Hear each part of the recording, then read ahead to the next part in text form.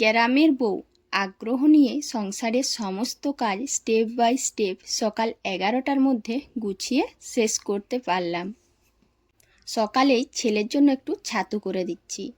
কি বলো তো বন্ধুরা, আমরা বড়রা সকাল হলেই চা বিস্কুট খাই, আর জানো তো ছেলেকে চা বিস্কুটটা প্রতিদিন দিতে চায় না, তাই ওর জন্য একটু পাতলা পাতলা ছাতুর শরবত করে দিলাম। তো প্রিয় বন্ধুরা, এই যে সকাল হলো, সকাল মানে আবার একটি নতুন দিনের সূচনা, আর তোমাদের সামনে নতুন একটি ব্লগ নিয়ে আসার সূচনা। হ্যাঁ, সব দিন হয়তো সকাল থেকে করতে পারি না, তবে আজকের ব্লগটা সকাল থেকেই করলাম। তো ছোট্ট একটা গ্রাম থেকে আমি মুনমুন তোমাদের জন্য প্রতিদিনের মতন আজকেও একটা ছোট্ট ভিডিও নিয়ে এসেছি। আশা করছি তোমাদের সবার খুব ভালো লাগবে।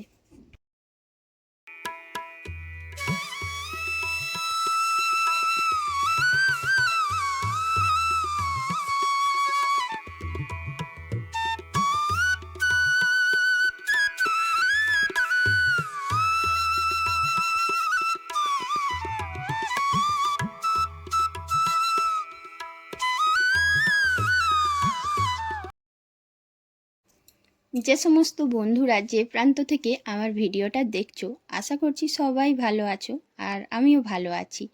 ভালো আছি বলেই হয়তো তোমাদের সাথে ভিডিওটা শেয়ার করতে পারছি। আর যে সমস্ত বন্ধুরা আমার গুরুজন রয়েছে, তাদের সবাইকে জানাই আমার প্রণাম, ছোটদের জানাই অনেক অনেক ভালোবাসা। আমি জানি কখনো অন্যদের মানে বড়দের আশীর্বাদ ছাড়া কোনো কাজে এগোনো যায় না, তাই সবসময় ভিডিওতে এটা আমি চাই যে হ্যাঁ, বড়রা আমায় আশীর্বাদ করো যাতে একটু এগিয়ে যেতে পারি। সকাল থেকে আমাদেরকে সব দিকে খেয়াল রেখে চলতে হয়, তবেই কিন্তু আমরা একজন সুন্দর রমণী হয়ে উঠতে পারি। হ্যাঁ, কতটা দেখতে সুন্দর তা না, গুণে কতটা সুন্দর এটাই আমাদের কাছে বড় বিষয়। তো দেখো, এই যে বিস্কুট শেষ হয়ে গেছিলো, তাই একটু গুছিয়ে বক্সটাতে রেখে দিলাম। জানো তো, এমনও হয় যে এলোমেলো করলে ওই বিস্কুটের বক্সটাতে একদম কোনো রাখা যায় না, মনে হয় এত বিস্কুট হয়েছে কৌটোটায়, কিন্তু না, এলোমেলো হলেই এরকম হয়। বিস্কুটটা ভালো করে গুছিয়ে তাড়াতাড়ি চলে এসেছি রুমের মধ্যে। এখন একটু গরম পড়ছে, হঠাৎ হঠাৎ করে জানালা খুলতেই হয়। তাছাড়া এই জানালাটা না খুললে জানো তো মনটাও ভালো লাগে না। রুমের মধ্যে কোনো জানালা বন্ধ থাকলে আমাদের মতো গ্রামীণ জীবনযাত্রায় যেন দম বন্ধ লাগে। সেই যে সকাল হয়, সকালবেলায় এই জানালাটা খুলে দিই। সেই জন্য জানো তো জানালাটাতে এত ধুলো হয়েছে, কালকে যখন খুলতে যাই দেখলাম বেশ ভালোই ধুলো। তাই আজকে সবার প্রথমে, এখনও কিন্তু ঝাঁট দিইনি, ঝাঁট দেওয়া বাকি আছে, তাই ঝাঁট দেওয়ার আগে যতটুকু পারলাম একটু গুছিয়ে নিলাম। গুছিয়ে রুমটা পুরো গুছিয়েছি, তারপরে জানালাগুলো ভালো করে ঝেড়ে নিয়েছি, মুছে নিয়েছি। এই যে সব বাসনগুলো, এইগুলোতে একটু জল দিই। আগে জল দিলে বাসনগুলো ধুতে এতটা সহজ হয়, আমার তো বেশ ভালোই সহজ মনে হয়। তোমরাও দেখবে বন্ধুরা, সকালবেলায় যখন বাসন ধুবে বা দুপুরবেলায় যখন আর কি একটু দেরি করে, তখন এই জিনিসটা দেখবে যদি জল দিয়ে ভেজানো থাকে বেশ ভালো সুবিধে হয়, অনেকটা তাড়াতাড়ি বাসন মাজা যায়। আমাদের সংসার জীবনে সব সময় যে আমরা হাতে হাতে কাজ করতে পারবো এরকম হয় না। আবার অনেকের কি বলো তো, আমার মতন অসুবিধে আছে যে রাত্রিতে বাসন মাজতে পারবে এই সুবিধেটা থাকে না। তাই সকালে যখন বাসন মাজা হয় তখন সেই এঁঠো বাসনগুলো অনেকটাই সোকরি রয়ে যায়, এমন হয় এতটা শুকনো যে বাসন মাজা যায় না। তাই আমি প্রথমে জল দিয়ে ভিজিয়ে দিই, তারপরে কিন্তু অন্য কাজ করে বাসন মাজি। বাসনে জল দিয়ে এখন ঘরগুলো ঝাঁট দিয়ে উঠোনটা ঝাঁটাচ্ছি। দেখো বন্ধুরা, আমার উঠোনটা আগে কতটা সুন্দর ছিল, আর এই যে বাড়ির কাজটা হচ্ছে না, কাজটা বন্ধ হয়ে গেছে বলে উঠোনটা একটুও ঠিক করতে পারিনি। না গোবর লেপা দিতে পারছি, না উঠোনটা সমতল করতে পারছি। তবুও সামনে যতটুকু উঠোন আছে এটাই যেন আমাদের বাড়ির সৌন্দর্য। আমাদের গ্রামের পরিবেশে জানো তো, বাড়ির থেকে বেশি উঠোনটাই সৌন্দর্য লাগে। জানি না কেন, আমারও না উঠোন না থাকলে একদম মন মেজাজ ভালো লাগে না। বাসনগুলো গুছিয়ে কলপাটটা ঝাড় দিয়ে এখন ঠাকুর বাসন নিয়ে এসেছি।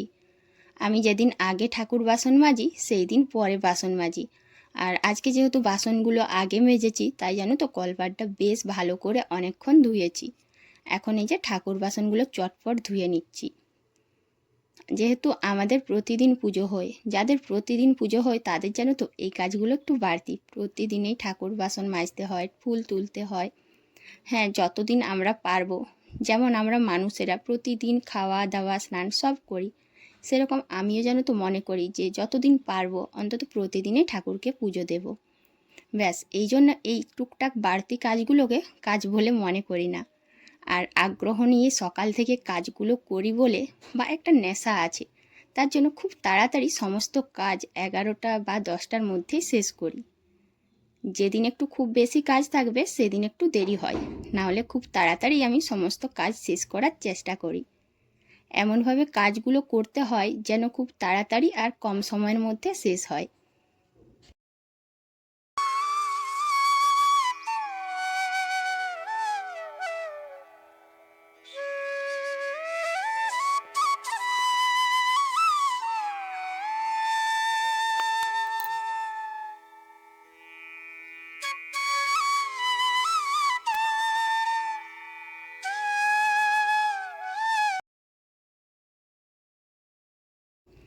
এখন সংসারের সমস্ত কাজ হয়ে গেছে, আর তার মধ্যে সবচেয়ে বড় কাজ যে ছেলেকে রেডি করে দিচ্ছি স্কুলে যাবার জন্য।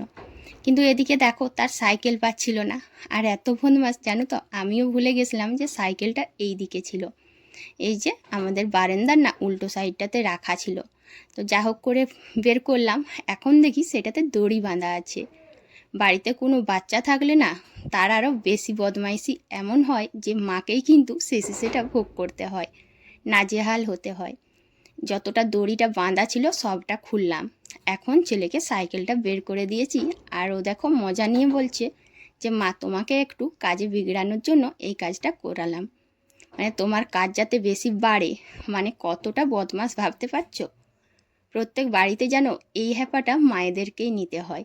ছেলেরা যতটাই দুষ্টুমি করবে ততটাই কিন্তু মায়েদের আবার অশান্তির শেষ থাকে না। তবুও এই দুষ্টুমিগুলো যেন আমাদের জীবনের পরম তৃপ্তি, সবচেয়ে বড় পাওয়া। জানি না কেন আমার কিন্তু খুব ভালোই লাগে। প্রথমে হয়তো মন মেজাজ বিরক্তি লাগে যে এত কাজের মধ্যে এইগুলো আবার বাড়তি ঝামেলা করেছিস, কিন্তু পরে জানো তো বেশ ভালোই লাগে যে হ্যাঁ কিছুটা সময় ওর সাথে ভালো করে কাটাতে পারলাম, একটু আনন্দ পেল। বর্তমান যুগে তো এমনিতেই আমরা মা বাবারা এত ব্যস্ত থাকি যে ছেলে মেয়েদেরকে ঠিক সময় দিতেও পারি না। এখন শীতটাও কমে গেছে, তাই এই সোয়েটারটা আর চাদরটা রোদে দিয়ে দিলাম। কালকে কেচেছিলাম, ভাবছি এগুলো তুলে দিব। কিছু সবজির খোসা ছিল সেগুলো এখন বাগানে ফেলে দিচ্ছি। তো মোটামুটি সব কাজ এখন শেষ হয়ে গেছে, এখন বাজে 10:30। তো বন্ধুরা, আগ্রহ নিয়ে কাজ করলেও গ্রামের পরিবেশে খুব তাড়াতাড়ি কাজ শেষ করা যায়, সেটা তো তোমরা জানতেই পারলে। আর জানো তো আমরা এই আগ্রহ নিয়ে করে থাকি বলে সংসারটা এত সুখের হয়। তো আজ এখানেই শেষ করছি, টাটা।